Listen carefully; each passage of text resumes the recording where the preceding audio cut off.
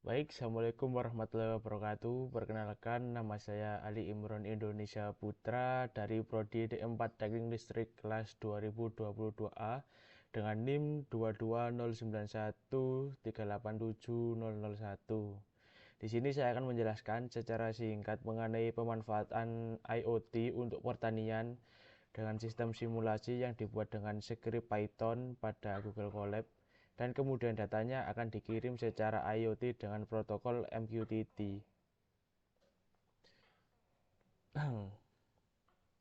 Nah, berikutnya pada coding Google Colab pada baris pertama, di sini ada coding untuk perintah menginstal library pada pahu MQTT melalui PIP. Nah, pada codingan di bawahnya yaitu import, modul ini berkomunikasi dengan broker MQTT, dan di selanjutnya pada baris ketiga ada coding from. Di sini digunakan untuk memberi jeda antar pengiriman data, dan pada codingan di bawahnya yang keempat, di sini digunakan untuk menghasilkan angka secara acak dalam rentang waktu tertentu. Nah, pada bagian di sini inisialisasi broker ini untuk mendefinisikan alamat dan port dari broker MQTT yang akan digunakan. Dan pada codingan di bawahnya di sini ini adalah fungsi callback yang akan dipanggil setelah datanya berhasil dikirim ke broker. Nah, pada coding while ini di sini ya, coding while ini adalah untuk loop tak terbatas yang akan menjalankan kodenya di dalam selama program itu berjalan. Nah, pada baris di bawahnya di sini ada rentetan tegangan, daya, debit, dan radiasi. Ini untuk menghasilkan beberapa data acak untuk dari tegangan, daya, dan debit tersebut. Nah, pada tegangan ada range dari 1 ke 180. Maksud saya 1 sampai ke 18. Di sini mendefinisikan dari tegangan yang ada pada panel surya tersebut. Dan kemudian ada daya. Daya di sini ada 1 sampai 180, yaitu daya yang berada pada panel surya. Dan dari debit sini kita ambil dari spesifikasi pompa air yang bisa menampung dari 0 sampai 2. Dan di sini ada radiasi, yaitu radiasi dari pancaran sinar matahari yang diterima yaitu dari 100 sampai 4500.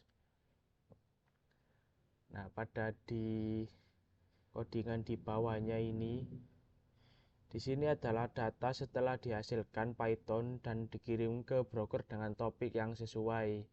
Nah, ini data yang seperti ini, seperti UAS tegangan ini nanti akan ditulis ke aplikasi MQTT. Jadi harus disesuaikan dengan codingan di sini. Nah, pada slip 10 ini adalah jeda waktu 10 detik yang diberikan setelah mengirimkan data.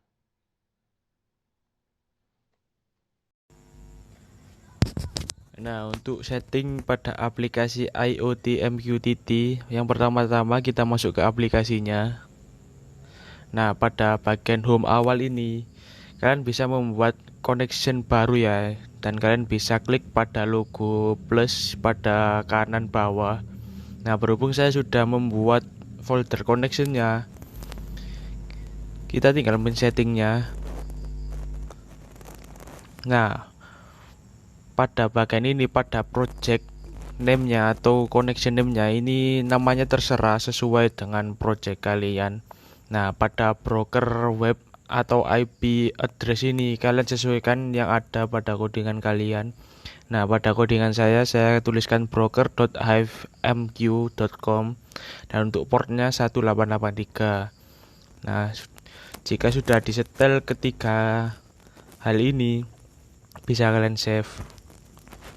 Nah, kemudian kalian klik. Nah, di sini sudah ada folder yang telah saya buat tadi, yaitu ada tegangan, daya, debit, dan radiasi. Untuk membuat ini itu bisa sesuai kebutuhan kalian masing-masing ya. Jika kalian ingin menambahkan sebuah arus, kalian bisa menambahkannya pada ikon tanda plus di kanan bawah. Dan untuk menyetingnya ini kalian sesuaikan pada codingan kalian. Pada panel name-nya ini namanya sesuai yang kalian butuhkan, dan pada topiknya ini harus kalian sesuaikan pada codingan kalian. Nah, pada max visible line saya ini buat 1 sampai 18 sesuai dengan tegangan pada panel surya tersebut. Kemudian saya save. Nah, pada untuk daya yang ini juga disesuaikan pada panel name sesuai kebutuhan. Nah, dan untuk topiknya juga harus disesuaikan dengan codingan. Dan pada max visible line-nya saya juga samakan pada codingan saya. Dan begitu seterusnya pada debit. Untuk panel name-nya sesuai kebutuhan. Nah, untuk topiknya sesuai codingan. Dan max visible line sama max persistence-nya kalian sesuaikan dengan codingan kalian. Begitu juga pada bagian radiasi ini. Panel name-nya sesuai kebutuhan, topiknya sesuai codingan.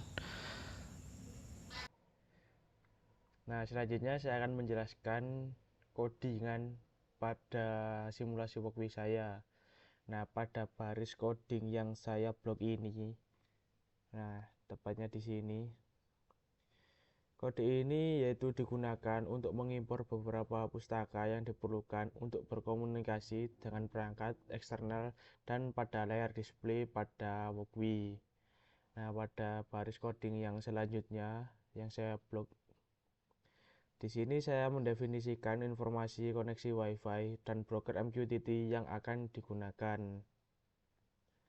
Nah, pada baris kode selanjutnya di sini kode ini dibuat untuk objek klien untuk koneksi WiFi dan MQTT-nya.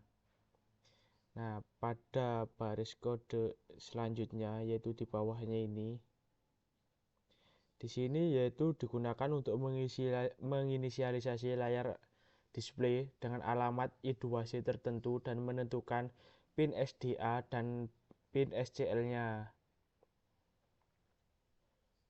Nah, pada baris string atau variabel ini akan digunakan untuk menyimpan data yang akan diterima dari broker MQTT.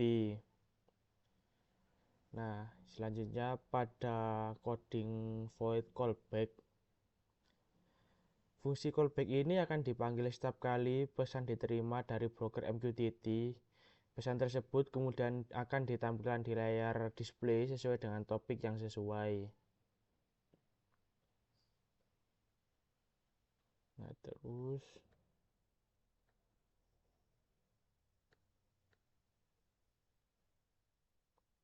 pada void reconnect ini ya.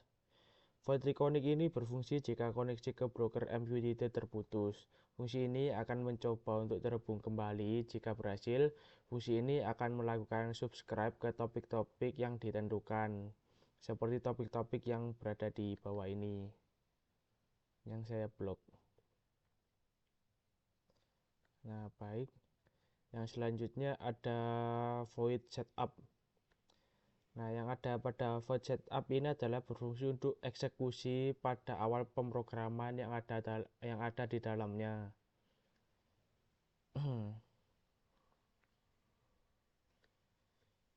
Dan selanjutnya ada void loop. Di sini void loop berfungsi untuk meneruskan eksekusi secara berulang pada dalam codingan tersebut.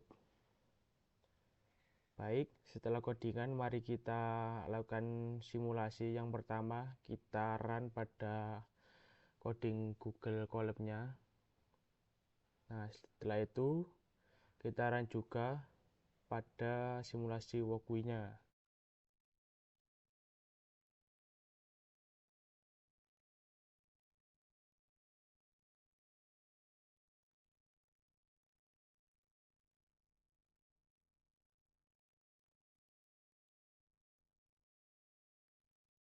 Nah, setelah menunggu beberapa saat, maka display akan memunculkan sebuah tampilan seperti tegangan, daya, debit, dan radiasi seperti pada codingan yang ada pada Google Colab dan juga diteruskan pada coding di Walkwi.